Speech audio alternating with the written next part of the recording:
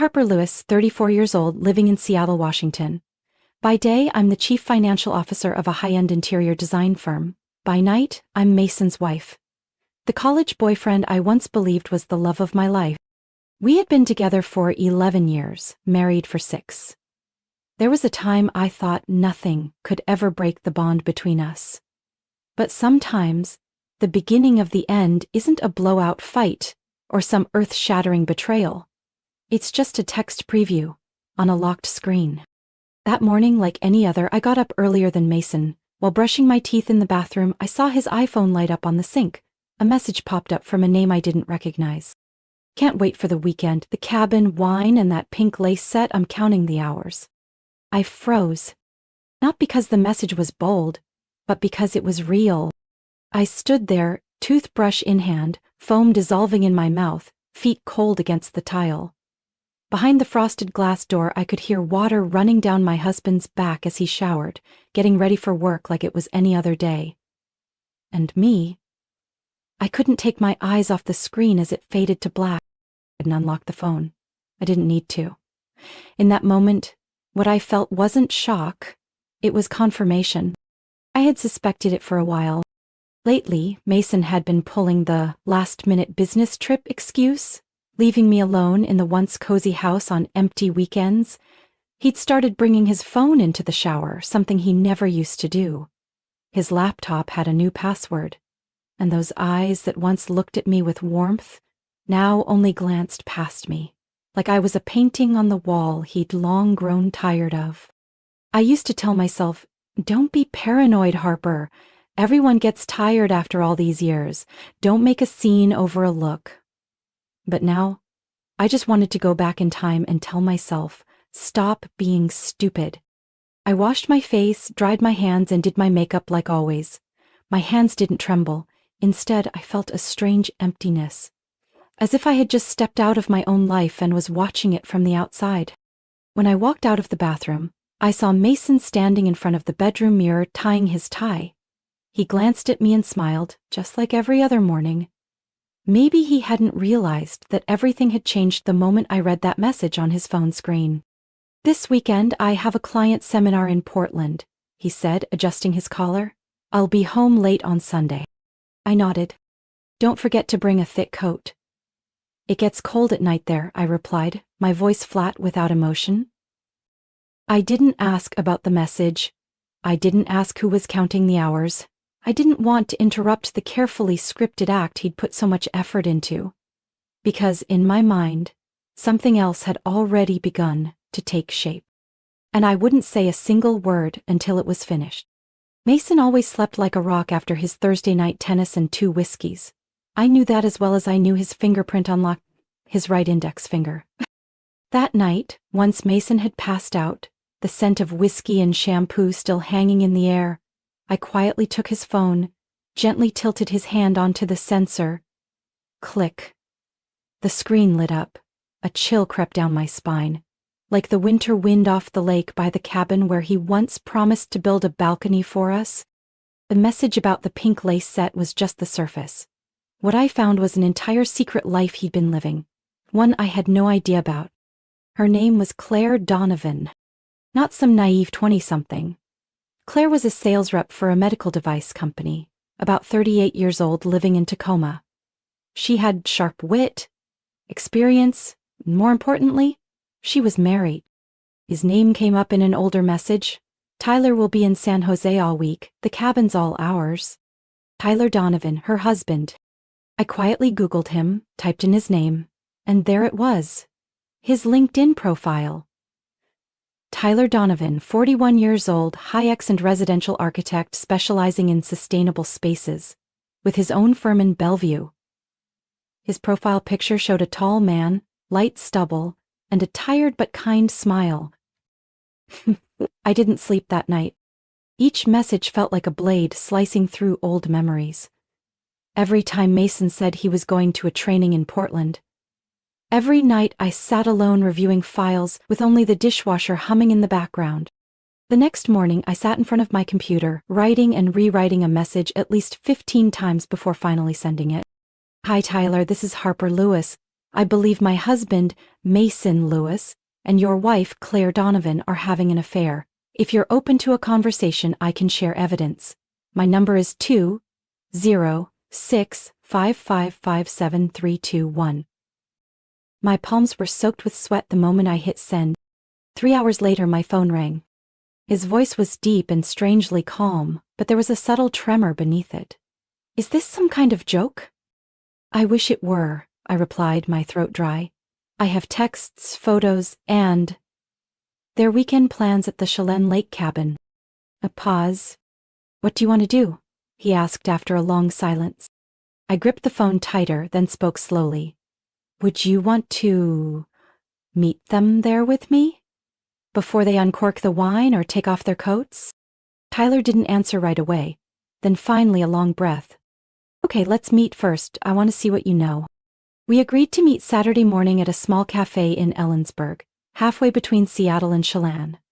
I arrived early, sitting in a corner booth facing the parking lot, and it took just one heartbeat to recognize Tyler when he walked in. Tall frame, light brown coat, and a stride that carried the weight of winter behind it. He sat down without small talk.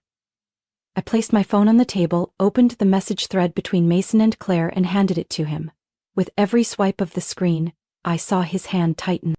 When he reached the photo Claire had sent, her toes on the hardwood floor of the cabin, a floor he instantly recognized as his own design. He leaned back, eyes shut. I thought it was just work, just distance, he murmured. She never wanted to see a counselor, now I know why. After nearly an hour of conversation, Tyler said, I still have a spare key to the cabin. Claire doesn't know I kept it. I nodded. Mason thinks I'm on a business trip in Spokane this weekend. He has no idea I'm anywhere near here. Then? We'll get there first, he said, looking directly at me. But no yelling, no drama. Just let them see us. And the truth. I tightened my grip on the coffee mug and nodded. The plan came together from the shattered pieces inside both of us, the betrayed. No shouting, no chasing. Just a presence, timed perfectly, like a mirror held up to the lies they'd tried so hard to hide. We agreed to meet again Sunday morning at the cabin. They were scheduled to arrive at 6 p.m. By 10 a.m. Sunday, I was pulling up to the wooden cabin nestled among pine trees along Lake Chelan. The air was cold, but there was no snow. Everything felt clearer in this crisp morning light, the truth, the pain, and the plan we were about to carry out. Tyler was already there. His silver car sat dusted with pollen near the steps. He was inside, holding a mug of hot coffee, eyes fixed on the still water of the lake. When I walked in, he nodded. A simple, familiar gesture, as if we weren't strangers bound by betrayal. Did you sleep? He asked, his voice low and soft. I'm not sure. Maybe I closed my eyes for a few hours, I replied, setting my bag down on the wooden chair. You? No, but I'm used to sleepless nights. Architects work best in silence. We sat quietly for several minutes, not awkward, just two people quietly sorting through the wreckage inside. Then I spoke. The last time I was in this cabin was 3 years ago. Mason and I came here after one of his long business trips. This is where I lost our first baby. Tyler looked over at me, his eyes softened. Claire wanted kids too, but after 2 failed tests she stopped bringing it up. I thought it was the grief. Turns out, she had other distractions. We didn't cry. There was only the steady hum of the electric heater and a wind brushing past the trees. Do you think we're going too far? I asked, though I already knew the answer. No, Tyler said. If this were revenge, maybe, but this is about bringing them face to face with reality. I nodded, like an unexpected group therapy session. We started setting up the space, not as a trap, but as a staging of truth. I wiped down the long wooden table in the living room where Claire and Mason often sat planning their so-called work weekends. Tyler brought in a bottle of red wine from his car, Claire's favorite. I set out 4 crystal glasses, the kind Mason always packed as part of his arrogant, refined taste ritual. We arranged 2 chairs facing away from the front door so they'd have no choice but to face us as they entered. The lights were adjusted to a warm amber, not too bright to provoke tension, but clear enough to catch every facial expression. How do you think they'll react? I asked as we sat down, scanning the room like we'd just finished staging a play. Tyler shook his head. Claire will cry. Mason, I'm not sure. Maybe anger, maybe begging. But I guarantee he's not ready for the fact that both of us know everything. We spent the rest of the afternoon talking about ourselves. Not just as the betrayed, but as people. Stripped down behind the armor that heartbreak had forced us to wear. I told Tyler about all the times Mason skipped family gatherings, claiming client emergencies. About the Uber receipts I'd seen that originated from a residential neighborhood 40 minutes away from his office, and how I'd once convinced myself he'd just stopped at a bar with friends. Tyler shared how he once caught Claire smiling to herself while texting, only to snap her phone shut the moment he walked in. I knew something was off, he said, but I chose to trust her until you messaged me. Outside, the sky turned gray. The clock read 4:12 p.m. Less than 2 hours, I said, adjusting the last glass. Are you scared? Tyler asked. I'm not afraid of the truth, I replied. I'm only afraid I might forgive the unforgivable. He looked at me for a moment, then nodded. I'll remember that. We stepped out onto the porch, standing together as the stillness of the lake made time feel like it had stopped. 5:57 p.m. The air inside the cabin was tight, strung like a wire ready to snap. Tyler and I sat silently in the living room, facing the entrance. 2 wine glasses rested on the table beside the bottle of red Claire once called the only thing that makes a weekend feel special. On the armchair across from us sat a thick envelope filled with everything we needed. Printed messages, screenshots, credit card statements, and a voice recording of Mason's assistant casually confirming Mason doesn't have any meeting in Portland. We heard the crunch of tires on gravel in the distance. Tyler looked at me. I said nothing, just nodded. A black SUV pulled up to the steps. Mason stepped out first, leather jacket on, holding a suitcase and a gift bag. Claire followed, carrying a bouquet of pale pink tulips. They were laughing, carefree, as if arriving at some kind of honeymoon retreat. The door opened. Claire entered first, her smile freezing instantly. Mason bumped into her back, then looked up. Just in time for our eyes to meet. Mason dropped the gift bag. Inside was a bottle of champagne. It rolled across the hardwood floor and shattered. The strong smell of alcohol filled the room. Claire's mouth fell open, the flowers slipped from her hands, the petals scattered wildly, like a visual metaphor of what had just happened, an illusion blown apart. Welcome to your weekend getaway, I said, my voice light as a breeze. We've prepared wine, chairs, and the truth. Mason stood, frozen, lips tightly pressed. Claire stepped back half a pace, her eyes darting to Tyler for help. Harper, it's not what you think, Mason began. It's not? I tilted my head. Then what about the texts about the cabin, the wine receipts, and the Uber confirmation to her neighborhood? Are those not what I think either? Tyler stood. And what about me, Claire? You said you were going to a seminar with a female coworker. You even texted, "Good night, miss you," before turning off your phone. Was I imagining that too? Claire broke down, covering her face. Tyler, please, don't. No, he said, his voice steely. Don't what? Don't stand here and face you? Don't hear the truth? Don't watch my wife cheating in the very house I designed with my own hands? I stood and took the envelope from the chair beside me, placing it on the table. I didn't come here empty-handed, I said, my voice steady. I spent the last 48 hours gathering everything. Call history, messages, photos from the company wedding Claire and Mason both attended. The one Mason told me was just with the guys. Claire turned pale.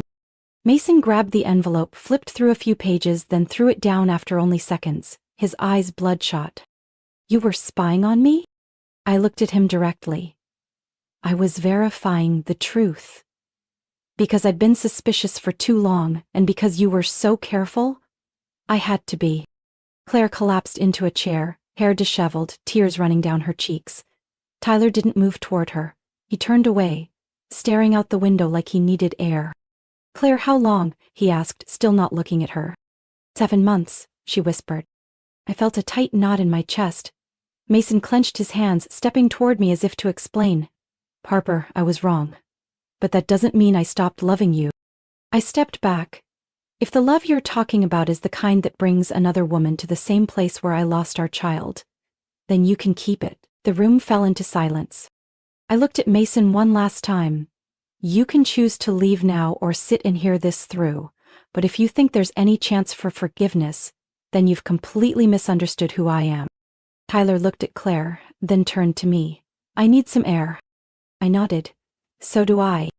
We stepped out onto the porch, leaving behind two people breaking apart in the ruins of their lives. Outside, Lake Chelan was still calm like it had been that morning. But for me, the wind had started to rise. We returned to the living room in silence. Claire and Mason were still seated, neither looking at the other. The air was thick, heavy, with things left unsaid. I pulled a chair across from Mason. Tyler sat beside me, staring straight at Claire. No one spoke. Not until I placed the second folder on the table did the atmosphere begin to shift. "Mason," I said, eyes fixed on him, "have you ever told Claire why we've kept separate finances for the past 6 years?" He stiffened. "Harper, that's—" "I'll tell her," I cut him off. "Claire, maybe you didn't know, but Mason once racked up over $42,000 in gambling debt back in 2015. His parents quietly paid it off to avoid damaging his career. After that, I had to keep separate accounts, not because of distrust, but because I saw firsthand how much he could hide." Claire turned to Mason, stunned. "You never told me that." "Because it has nothing to do with what's happening today," Mason snapped. "Doesn't it?" I tilted my head, eyes locked on him. "You cheated on me and tried to justify it by saying I was too busy, too cold. But you forgot to tell your mistress that I've been the one carrying the financial load, paying this cabin's mortgage every month, while you were lying and playing cards with your old friends in Tacoma." Mason lowered his head, saying nothing. Tyler now turned to Claire. "And you? You told me the bank delayed the roof repair loan, but the truth is, you transferred nearly $10,000 to a rehab center in Spokane. The recipient? Jackson Donovan. That's your brother, right?" Claire looked overwhelmed, her face pale. "I didn't want you to worry." "No," Tyler said, voice steady but cold. "You didn't want to share the truth. You've been living 2 lives, one with me, one with Mason. And the worst part is, both were built on secrets." The room fell silent. I nodded slightly, then said, "This is the only thing you two have in common. You've never been honest with either of us, and even with each other it's just polished versions of yourselves." Claire burst into tears. "I never meant for it to go this far." "But you let it," I replied. "I don't know what hurts more, being betrayed or realizing the person who betrayed you doesn't even have the courage to admit they were wrong."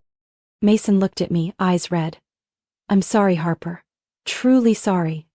I looked back at him and said calmly, "Sorry doesn't change the truth. And love, if it ever existed, can't save a marriage that's rotted from the roots." Tyler stood up, no longer angry, just exhausted. "Claire," he said, "do you know what hurts the most? It's that you never once considered telling me the truth, that you thought I wasn't worthy of being trusted with what you were carrying." Claire said nothing, her face drenched in tears. I stood as well. "I didn't come here to get love back. I came here to reclaim the truth. And the truth is, Mason, you don't love me. You love the validation of being admired. Claire, you don't love Tyler. You love the feeling of escaping a life you didn't have the courage to face." I looked at both of them one last time, then said slowly, "Love isn't enough. Trust, respect, and honesty are the foundation of any real relationship. Without those, love is just a beautiful illusion." Just as I finished, Claire suddenly stood, her hand gripping the edge of the chair. Her eyes were red, not just with shame but something else. A mix of fear and confusion. "There's something I haven't said," she said, voice shaking. Tyler turned to her, brow furrowed. "Again?" Claire swallowed hard, her eyes briefly flicking to Mason, then landing on me. I am pregnant." The living room went completely still. The ticking of the wooden wall clock echoed loudly, each second slicing through the air. Mason jumped up. What did you say? Claire nodded, lips trembling.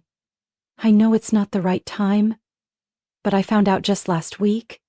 I was going to tell Mason this weekend, at the cabin, but Tyler stood frozen, his voice barely above a whisper. Is the baby mine? Claire turned to him, eyes glistening. Yes, I'm sure. Mason and I always used protection. I went numb. For a few seconds my mind went blank, then quickly flooded with a storm of emotion. No one had prepared for this. No one expected that a confrontation would be overturned by the arrival of an unborn life. Mason stared at Claire wide-eyed. You're saying you're pregnant with his child? Don't call him his, Claire snapped, showing the first hint of composure since she entered. I was wrong to cheat, but at least I never lied to you about how I felt. Tyler turned away, fists clenched. I looked at Mason. He couldn't speak. His furious expression shifted to something unrecognizable. Shock? Humiliation? Or just complete emptiness? I took a deep breath and stood. Looks like we've all had enough for today, I said, my eyes still locked on Mason. And since everything is out in the open, I won't drag this out. I opened my bag and pulled out a small folder, placing it on the table next to him. This is the divorce petition and all the financial documentation I've prepared. I've transferred our joint assets into a separate account, legally. Everything's been verified by my attorney. I have nothing to hide. Mason still didn't respond. You can review it or refuse to sign it right now, but I'm not changing my decision. Claire sat back down, instinctively holding her stomach. Tyler turned to her, voice low but controlled. I'll need time to process all of this, but if you're keeping the baby, I'll take responsibility. The child isn't at fault. Claire nodded, choking back tears. I know. And thank you for still being able to say that. I looked at them both, then turned to Mason. I don't know if you still have something to say, but if you do, now's the time. He raised his head, eyes red and weary. Harper, all of this, it's not worth ending everything over. We had so many good things. You're right, I nodded. We had so many good things. But the fact that you chose to trade it all away for some vague emotional thrill with someone who's not even honest with her own husband means I have to protect the rest of my life. Tyler stood, polite but firm. I'll head to the car. Harper, if you need anything after this, call me. I think we still have a few conversations left to finish. I nodded, grateful for his calm presence. Claire stepped toward me, hesitant. I know I have no right to apologize, but I truly never thought it would go this far. I looked directly at her, my eyes no longer angry, just clear. The most dangerous people aren't the obviously bad ones. They're the ones who keep telling themselves they're good even while they're lying. She froze for a moment, then turned away. I picked up the folder, pulled a pen from my coat pocket and signed the bottom left corner of each page. When I put the pen down, I felt lighter than I had in years. Lighter because I no longer had to hold together a marriage that had already rotted. Lighter because I no longer had to pretend to trust someone who didn't deserve it. I looked up at Mason, the man who had once been my entire youth, the dream of a family I used to believe in. Good luck, I said. You're going to need more than that. Tyler and I left the cabin around 9 p.m. Inside, Mason sat motionless in his chair, and Claire curled in the corner of the room, holding her stomach like the only thing left to cling to was the life she had just admitted was growing inside her. No one saw us out. No one needed to. We walked in silence, the crunch of dried leaves underfoot reminding us that a chapter had officially closed. Tyler opened the car door for me, then got into the driver's seat. Before starting the engine, he glanced over and asked softly, "Do you want to eat something? I know a little place in downtown Chelan that stays open late. Nothing fancy, but their chicken soup's pretty decent." I laughed. A hoarse, unexpected laugh, but a real one. Yeah, let's eat. I'm starving. We sat side by side in a small diner, the warm yellow light casting a gentle glow over the old wooden table. Neither of us tried to analyze what had just happened.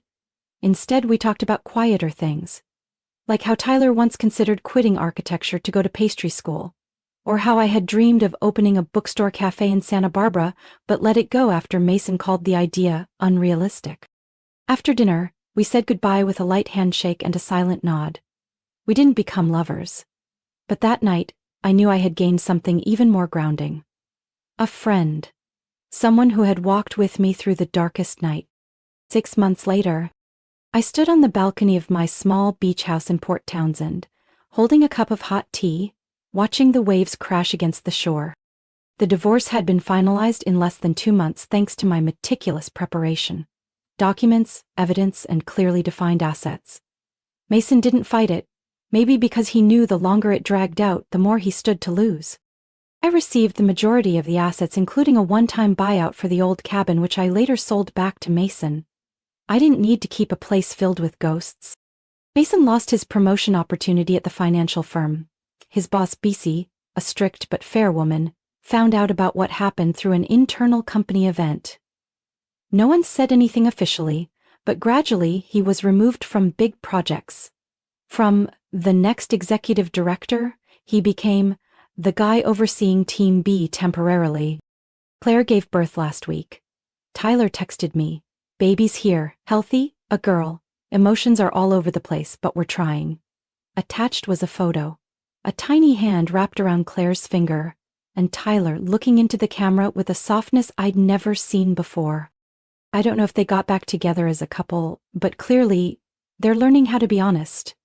With themselves and each other, even if late. As for me, I live alone in a new house by the sea. It's not far from Seattle, but peaceful enough that I can hear the wind every morning. I changed jobs. No longer a CFO, but a freelance financial advisor working on my own schedule. No more packed meetings. No more midnight email chains. I've also learned how to unplug, how to rest, how to breathe. Tyler and I still keep in touch.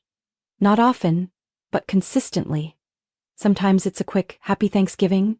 Sometimes it's just, saw a little French-style cabin in Oregon, made me think of you, beautiful. And sometimes it's a 15-minute call, just to ask, are you doing okay? I don't need anything more. We walked through one of the longest nights of our lives together, and even though neither of us says it, I know, we're friends.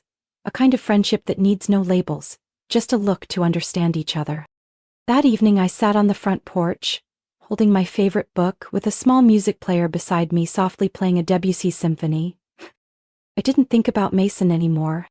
No more pain, no more regret, only a quiet peace, like the autumn sea. I had survived what once felt impossible. And most importantly, I had found myself again. One early morning in March, just as the sun rose over the distant pine trees, I woke up earlier than usual. Not because of an alarm clock, not for a meeting or a packed schedule, simply because I wanted to enjoy the early moment of the day that I had missed for years. The light streamed through the glass windows, spilling across the living room of my small home on the bay in Port Townsend. The space was bathed in a soft golden hue, reflecting off the teacup in my hand, making everything feel strangely clear. I sat down in my familiar armchair, draped a light knit blanket over my legs, and gazed out at the sea, gently lapping in the distance. My heart no longer felt heavy, and most importantly, I no longer felt like the woman left behind. I had divorced and started a new life. Mason had once been a significant part of my world, but he wasn't the destination. He came into my life to teach me an expensive lesson, to wake me up and help me realize that trust should never be given to someone who doesn't know how to protect it. Love doesn't last when honesty is missing, and blind sacrifice only makes us forget our own worth. For years I tried to be a good wife, successful at work, gentle in conversations, forgiving of flaws. But what did I get in return? A marriage filled with betrayal. A husband who no longer looked at me like a partner, but like someone planning his escape without being caught. Did it hurt? Of course. But the pain no longer drowned me. It had brought me back to shore. I had found myself more than ever before. I was no longer the woman sitting alone in the car silently crying after realizing her husband changed his password. No longer blaming herself. Maybe I wasn't soft enough. When he avoided holding her at night. no longer clutching a coffee mug each morning, just to hear his words while feeling completely numb inside. I am steady now, clear, alert, and strong enough to walk away from anyone who no longer deserves a place in my life. I remember the last time I saw Mason. It was at a financial charity event in Seattle. He stood across the room with a glass of wine watching me from a distance. He looked different, thinner, quieter. As I walked past him, he softly called, "Harper." I turned. "Hello. You look... well," he said, hesitating. "I am well," I nodded. "I just wanted to say I'm sorry." I smiled. "I know. But you don't have to say it. Because that's the past. And I've chosen to live in the present." He nodded and stepped back. For the first time, I saw him as small. Every morning in my new home, I open all the windows to let the sunlight in. I keep pots of lavender along the porch and grow herbs just outside the kitchen. I started picking up what I once abandoned. An unfinished manuscript, a few pages of journaling, a letter to my 25-year-old self. Naive but full of dreams. I began offering financial counseling for divorced women. Not as a cold expert spouting numbers, but as someone who has lived it, who understands the fear and loss that come with starting over. They trust me. And I know why. Because I don't just speak with reason, but with a heart that's been broken and carefully rebuilt. Tyler still keeps in touch. These days he's busy with his baby, but once in a while, he sends a message. "Nora rolled over today. Her smile looks just like Claire's." I'm happy for them. Not because they erased the pain, but because they learned how to face it and heal together. As for me, I'm not looking for new love. I'm not rushing into a relationship just to fill a void. I'm learning to love myself first. Something I had forgotten for years. One weekend afternoon, I drove along the coastal road, playing an old playlist Mason used to call Too Sentimental. The music filled the car. Dog Days Are Over by Florence Welch. I smiled as the wind swept through my hair, not because the past had disappeared, but because I'd gone far enough from it to look back without hurting. I used to think losing someone you love was the end. But it's not. It's just the end of something that no longer served you, so you can begin something better. And if someone were to ask me now, "Harper, do you regret anything?" I would answer without hesitation. I don't. Because some people come into our lives not to stay, but to teach us how to leave at the right time. My story isn't a tragedy. It's a journey of rebirth. From a betrayed wife, I've learned to stand back up, to heal, and to love myself again. I no longer resent the past nor seek revenge. Instead, I choose peace and a life I own. Every morning in my new home is a reminder. Sometimes, loss clears the way for something better. And I'm grateful I had the courage to walk away when it mattered most. What do you think of Harper's journey? If it were you, would you forgive or walk away like she did? Share your thoughts below, and don't forget to follow the channel for more meaningful stories about love, family, and life.